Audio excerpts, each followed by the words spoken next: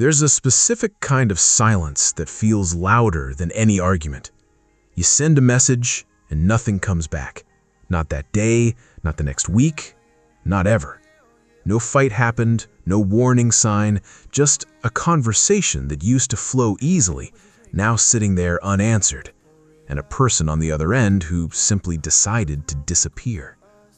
I used to think ghosting was about cowardice, a quick, easy exit for people who couldn't handle confrontation. That explanation felt satisfying for a while, because it gave the disappearing person a simple label and let me move on. But the more I watched it happen, in friendships, in dating, in family relationships that quietly faded into nothing, the less that explanation held up. Cowardice doesn't explain why some of the warmest, most engaged people are the ones who vanish the fastest. He was the one who remembered your birthday without being reminded.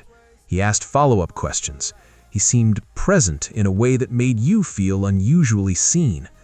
And then, without any shift you could point to, he stopped responding. Not gradually, not with a fade-out, just a full stop, as if a door had been shut from the other side and locked before you even realized you were standing outside it. That contradiction is what pulled me in.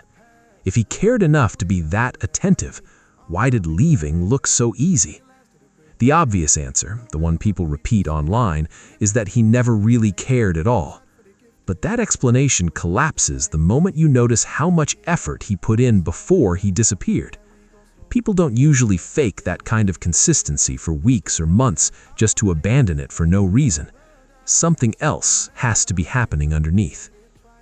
You may have experienced this from the other side too, not as the one who left, but as the one who quietly stopped answering someone else. Maybe a friend who started needing more from you than you had to give. Maybe someone you dated who did nothing wrong, yet somehow made you feel cornered by their own openness. If you've ever felt the urge to disappear from a perfectly reasonable person, you already have a piece of this puzzle, even if you've never said it out loud. What I started noticing is that ghosting rarely happens in relationships that feel shallow. It happens most often in the ones that started to matter. There's a strange logic to that once you sit with it. A relationship that means nothing doesn't require an exit strategy, because there's nothing at stake if it ends badly.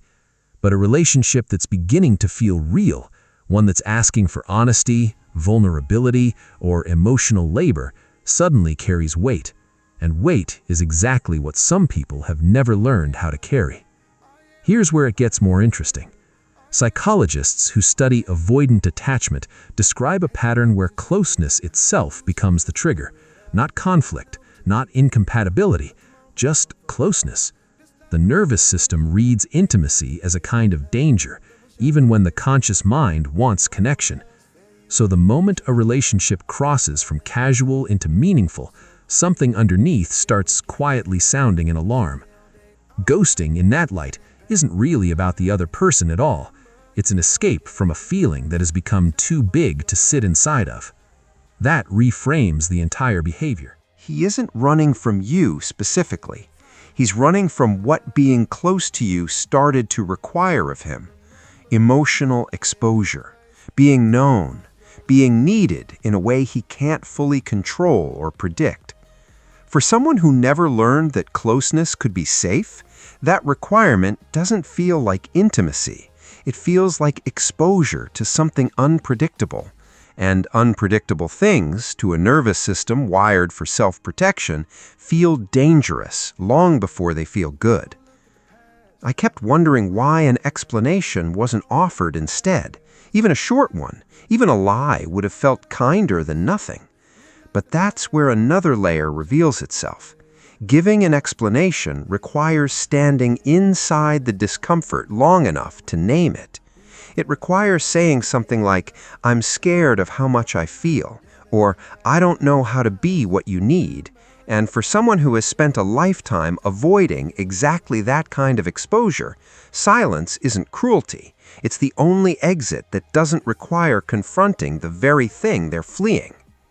Think about the family dinners where this pattern quietly took root. A child who brought up something painful, only to be met with a changed subject, or a parent who left the room. a household where emotions were tolerated only if they resolved quickly and quietly. In homes like that, nobody teaches a child how to sit inside discomfort with another person. They teach, without meaning to, that discomfort is something you wait out alone or escape from entirely. That lesson doesn't disappear in adulthood. It just changes shape and starts showing up in unanswered texts instead of empty chairs at the table. You might recognize a version of this in your own history. Maybe not ghosting exactly, but a pattern of leaving before things got too real. A friendship that ended without a fight, just distance you let happen. A job you left the moment it started asking more of you emotionally, not just professionally. These smaller versions matter because they reveal the same underlying architecture, just expressed at a lower volume. What surprised me even more was how often ghosting shows up around milestones, not random moments. Someone getting more serious about the relationship, someone starting to talk about the future, someone simply saying out loud that they're falling for the other person. That's frequently the exact point where the silence begins. It's almost as if honesty itself becomes the threat, not because the other person did anything wrong, but because honesty demands a level of presence that feels unbearable to someone who has never practiced staying. There's a particular kind of workplace friendship that shows this pattern too, quieter but just as real. A colleague who becomes close over months of shared lunches and late projects. Someone who starts to feel like an actual friend rather than just a work relationship. Then a promotion happens or a personal crisis surfaces, and suddenly that same colleague becomes distant, hard to reach, always busy. Nothing was said. Nothing was resolved. The relationship simply stopped being fed because it had started asking for something more personal than either of them had signed up for. At first, this looks like a boundary issue, and in a sense it is. But it isn't the boundary itself that's the problem. It's how the boundary gets enforced. A person with a healthy sense of limits can say, "I need space," or "This is becoming too much for me right now." A person operating from avoidance doesn't say that. They simply vanish, because naming the limit would require staying present long enough to explain it, and staying present is the very skill they never developed. Until you notice something else hiding underneath all of this. Fear of being truly known is only part of the story. The other part is a fear of disappointing someone once they're finally close enough to see the whole picture. Ghosting can function as a strange kind of protection, not just for the person leaving, but for how they imagine themselves being perceived. If he disappears before you get too close, you never get the chance to discover whatever flaw he's convinced you'll eventually find unbearable. Silence, in that sense, preserves an idealized version of himself that closeness would have eventually cracked open. That single insight explains something that had always confused me. Why do the kindest, most emotionally attentive people sometimes disappear the most abruptly? Because their kindness was never dishonest. It was real, and that's precisely what makes the fear so intense. If he didn't care, walking away would be simple. It's because he did care that the stakes felt too high to survive being fully seen. Little by little, the pattern starts to look less like indifference and more like self-protection dressed up as distance. You may have loved someone like this without ever understanding what was actually happening underneath their silence. Maybe you spent months wondering what you did wrong, replaying conversations, searching for the mistake that caused the disappearance. And maybe there wasn't one. Maybe the ending had almost nothing to do with anything you said or did, and everything to do with an old, private fear that had nothing to do with you at all. Retirement offers another lens on this same pattern, one that rarely gets connected to ghosting, but belongs to the same emotional family. Men who spent decades defined by their work sometimes withdraw from friendships the moment that structure disappears. Without the buffer of a shared project or a scheduled meeting, the relationship suddenly requires real emotional initiative, and initiative is exactly what was never practiced. So instead of reaching out, they quietly drift, and old friends slowly become people they meant to call but somehow never did. Eventually, you start to see how much of this connects to a single unconscious fear, one that rarely gets spoken directly. The fear isn't rejection in the traditional sense. It's the fear of being needed in a way that can't be controlled or predicted. Needing someone and being needed back requires a kind of surrender that feels unfamiliar and unsafe to someone who learned early that emotional needs were inconvenient or unwelcome or simply too much for the people around them to hold. That fear rarely comes from nowhere. Somewhere earlier in life, being emotionally present cost too much. A parent who withdrew love when a child expressed too much need. A household where vulnerability was quietly punished, not through cruelty, but through discomfort and silence. Children learn fast which emotions are welcome and which ones make the room go cold.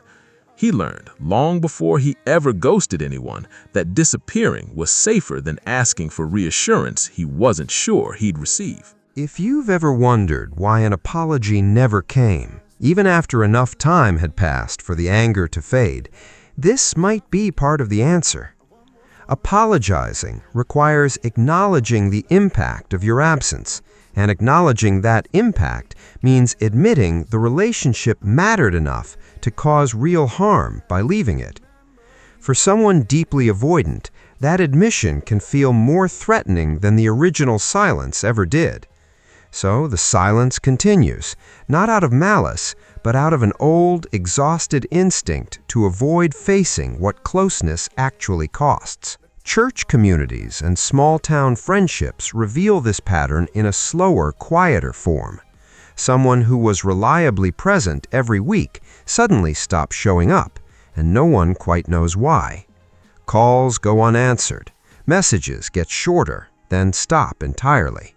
In tight communities like this, the absence gets noticed immediately, yet rarely gets explained, because the person withdrawing often can't articulate what they're avoiding, only that something about ongoing closeness became unbearable to sustain. Neighborhood friendships follow a similar arc, especially among men who bond through shared activity instead of direct conversation. Weekend gatherings, garage projects, casual check-ins over the fence. These friendships can feel solid for years, right up until one of them starts asking for something more personal, like real emotional support during a hard season. That's often the exact moment the friendship quietly ends, not because the bond wasn't real, but because it was never built to hold that kind of weight. Without realizing it, you start to see that every scattered example belongs to the same underlying pattern. The colleague, the retired friend, the neighbor, the person who stopped texting after things got serious. They're not separate stories. They're the same story wearing different clothes, shaped by the same core fear of being fully known and somehow found lacking. And that's where everything begins changing. Because once you see the pattern this clearly, the silence stops feeling personal. It starts feeling like evidence of someone else's history, not a verdict on your worth. That doesn't make the pain disappear. Being left without explanation still hurts, sometimes for a long time. But understanding the mechanism underneath it can quiet the part of you that keeps searching for a flaw that was never actually there. Maybe you've been the one left in silence, wondering what was wrong with you. Maybe you've been the one who left, still not fully able to explain why closeness felt like too much to hold. Maybe you've watched someone you love slowly become a stranger, and only now understand it was never really about you at all. Every one of these positions deserves compassion, including the version of yourself that once disappeared without a word. If today's conversation helped explain why people vanish instead of speaking honestly, there's a natural next question worth sitting with. What happens to a person after years of choosing silence over vulnerability? What does that pattern cost them, quietly, over a lifetime of relationships that never got the chance to deepen? That's a conversation worth having next, because understanding why someone leaves is only half the story. The other half is what staying gone eventually does to the person who keeps choosing it. Thank you for spending this time thinking it through with me. If this helped you understand someone who disappeared from your life, or maybe helped you understand yourself a little more clearly, consider giving it a like so more people can find their way to this conversation. I'd genuinely like to know in the comments whether you've experienced this from either side, the silence or the leaving. And if these kinds of quiet, honest psychology conversations resonate with you, subscribing means you won't miss the next one when it comes.